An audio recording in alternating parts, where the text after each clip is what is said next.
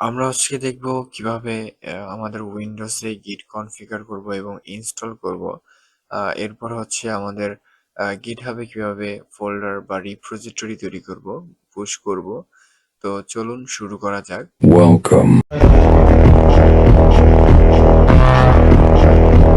তো এখানে প্রথম স্টেপ আমরা আমাদের উইন্ডোজে দেখে নিব যে আমাদের আহ, আগের কোনো উইন্ডোজ ক্রেডেনশিয়াল তৈরি করা আছে কিনা গিট থেকে।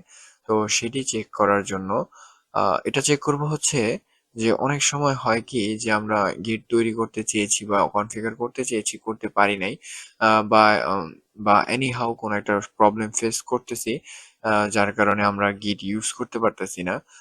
তো দেখা গেল একটা উইন্ডোজের ভিতরে ক্রেডেনশিয়াল তৈরি হওয়া থাকে গিটের। তো আমরা যেন সেই সমস্যাটি ফেস না করি, একবারে নতুন ভাবে আমরা যেন আম, আমাদের গিট কনফিগার করতে পারি, সেজন্য আমরা সেটিকে যদি থেকে থাকে তাহলে আমরা সেটিকে ডিলিট করে দিব।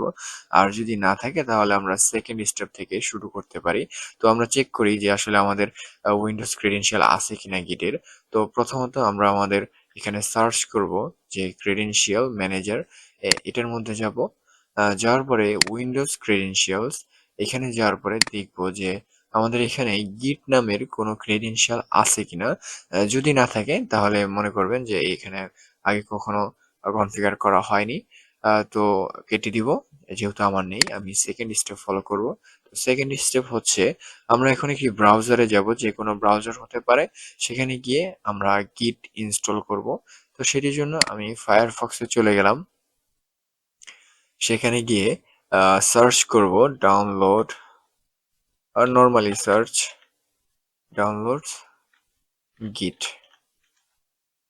তো গিটের অফিসিয়াল আছে, ওয়েবসাইট আছে। এটা গিটের অফিসিয়াল ওয়েবসাইট। আমরা ডাউনলোডস এর উপরে ক্লিক করব। করার পরে এখানে যার যে ডিভাইস ম্যাক হয়ে থাকলে ম্যাক এটাতে ক্লিক করবেন, যদি উইন্ডোজ হয়ে থাকে তাহলে এটাতে ক্লিক করবেন, আর যদি লিনাক্স বা ইউনিক্স হয় তাহলে এটাতে ক্লিক। আমার উইন্ডোজ, আমি উইন্ডোজে ক্লিক করেছি। করার পরে যার ডিভাইস যেই টাইপের, অর্থাৎ 32 বিট হলে 32 বিটের, আর যদি 64 বিট হয়ে থাকে তাহলে 64 বিটের। আমার উইন্ডোজ 64 বিটের, আমি 64 বিটটা ইনস্টল করব।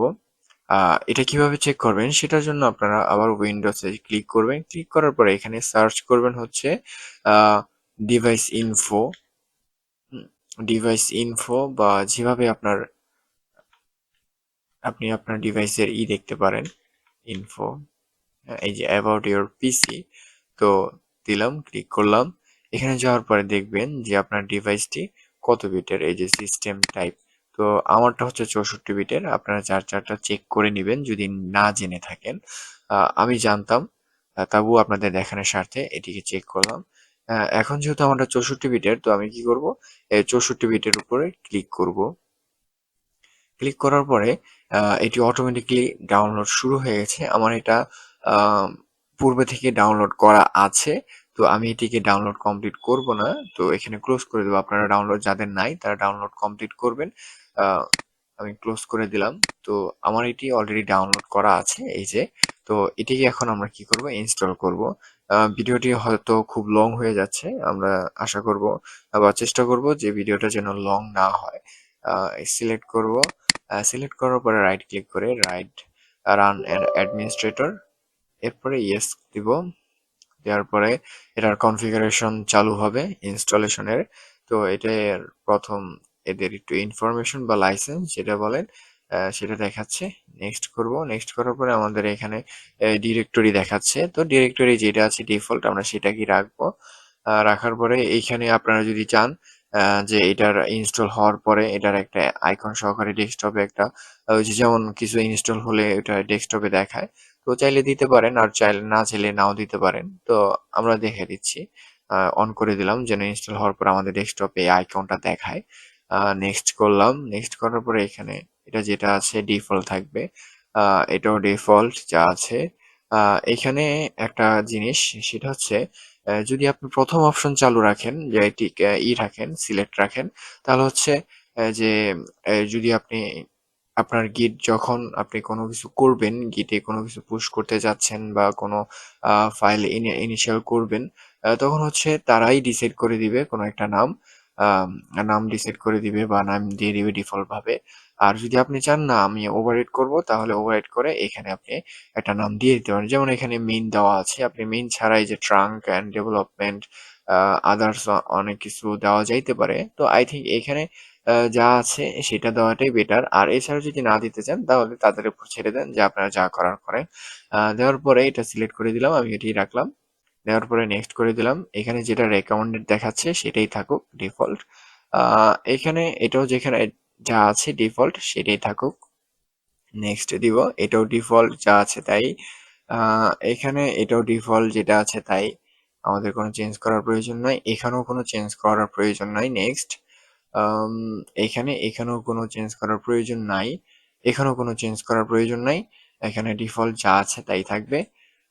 এরপরে এখানে হচ্ছে কি, enable file system caching, enable symbolic links, না এটা আমাদের দরকার নেই, যা সিলেক্ট করা আছে তাই থাকুক।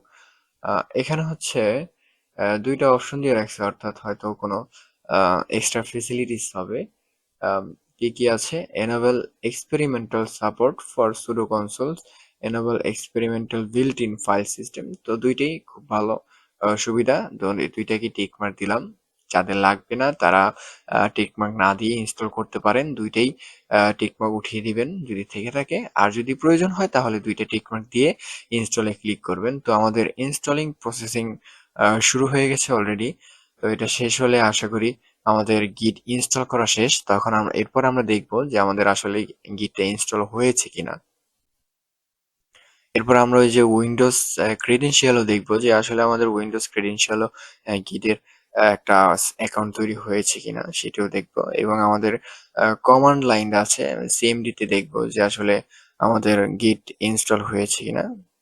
সব দিক থেকে আমরা কনফার্ম হব যে হ্যাঁ আমাদের ডিভাইসে গিট ইনস্টল হয়েছে এমন একটা। তো আর কিছুক্ষণের মধ্যে ইনস্টল হয়ে যাবে। অনেকের আরো দ্রুত হতে পারে বা আরেকটু স্লো হতে পারে।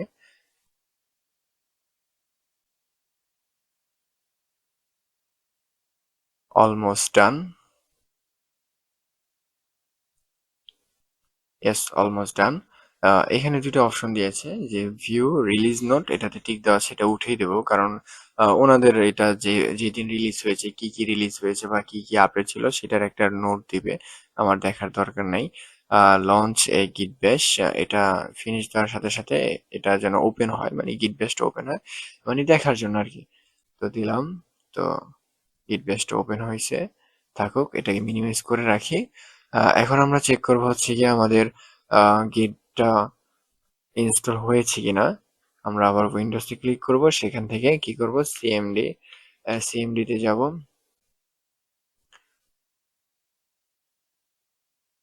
কমান্ড প্রম্পট যাওয়ার পরে এখানে লিখব গিট স্পেস হাইফেন হাইফেন ভার্সন। তারপরে এখানে দেখাচ্ছে আমাদের গিট ভার্সন 2.43.0 উইন্ডোজ 1। তো আমরা এটিকে ইনস্টল করেছিলাম, তো আমরা সাকসেসফুলি দেখতে পাচ্ছি যে আমাদের গিটটি ইনস্টল হয়েছে।